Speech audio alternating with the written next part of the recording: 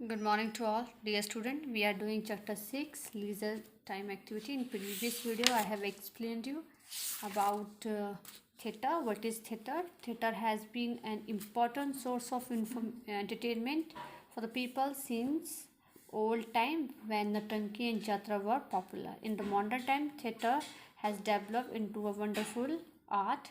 Theater is very popular as it establishes direct contact between the actor and the audience through nukkad natak spread awareness from the important issues like uh, pollution, population, literacy, corruption, right of women, etc.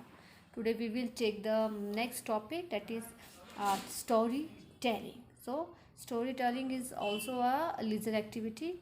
ये भी free time activity है हम जिसमें कि हम अपने आप को रिलैक्स करते हैं और उससे होता है कि हम बहुत सारी नॉलेज भी जो है हमें मिलती है.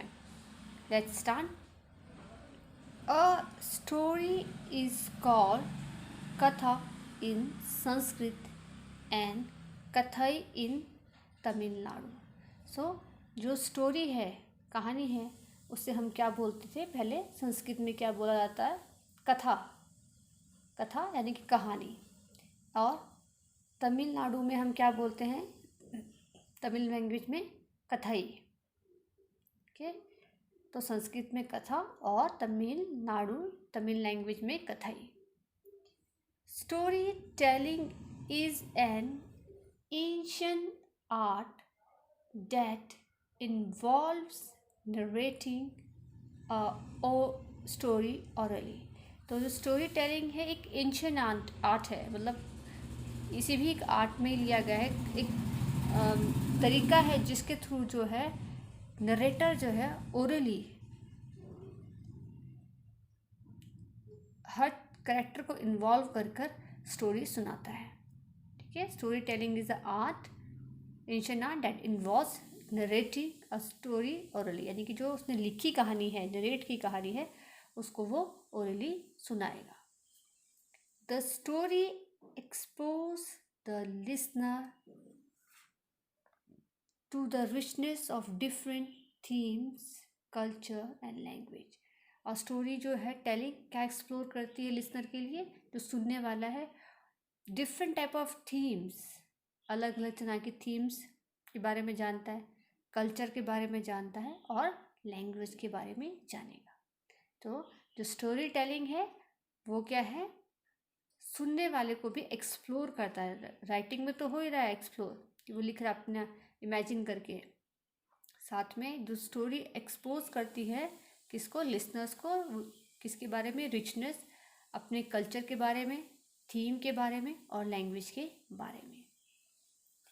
Listening to story has always been a favourite activity for children as well as grown up. जो स्टोरी सुनना है वो हमेशा से ही एक फेवरेट एक्टिविटी रहा है बच्चों के लिए भी और साथ ही साथ जो बड़े होते हैं उनके लिए भी. ठीक है, सिर्फ ये नहीं कि बच्चों को ही स्टोरी सुनना पढ़ना पसंद है, ये जो बड़े लोग हैं उन्हें भी स्टोरी पढ़ना और सुनना अच्छा लगता है. The grandparents, parents and teacher narrate stories to give information, expand knowledge and imagination.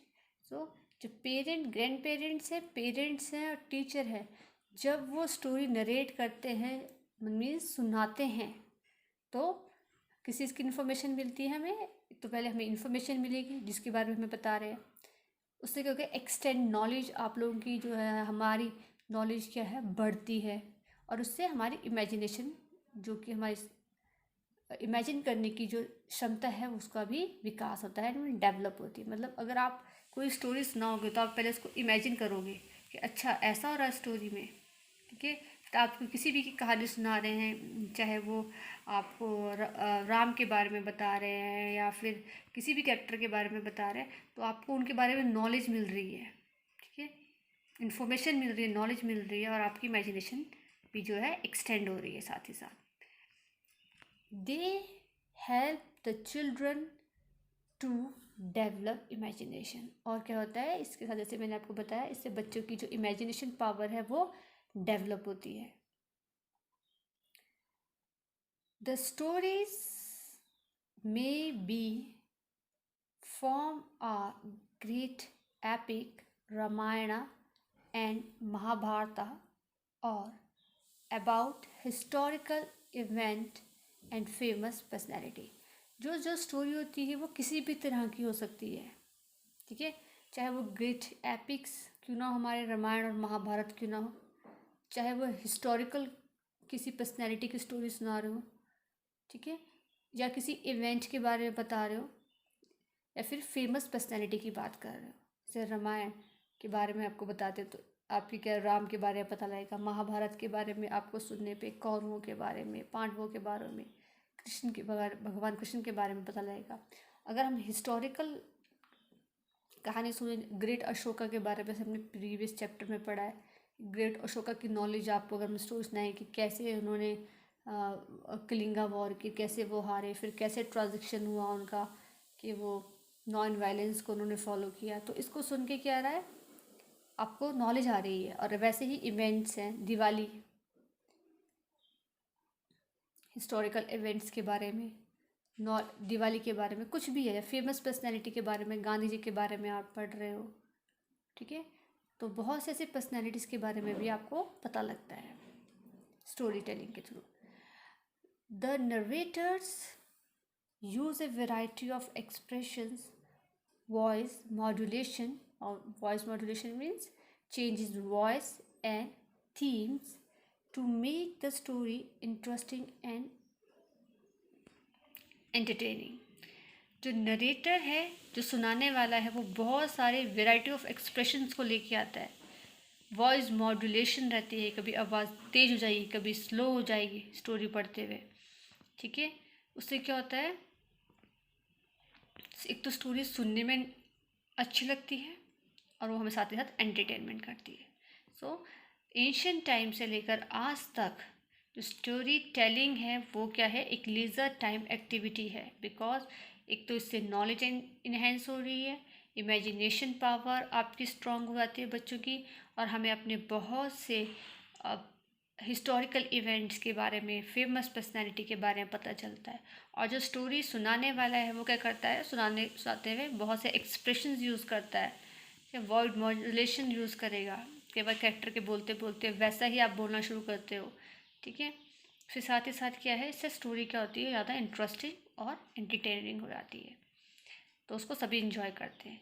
They may use puppet, songs, music और लाइट।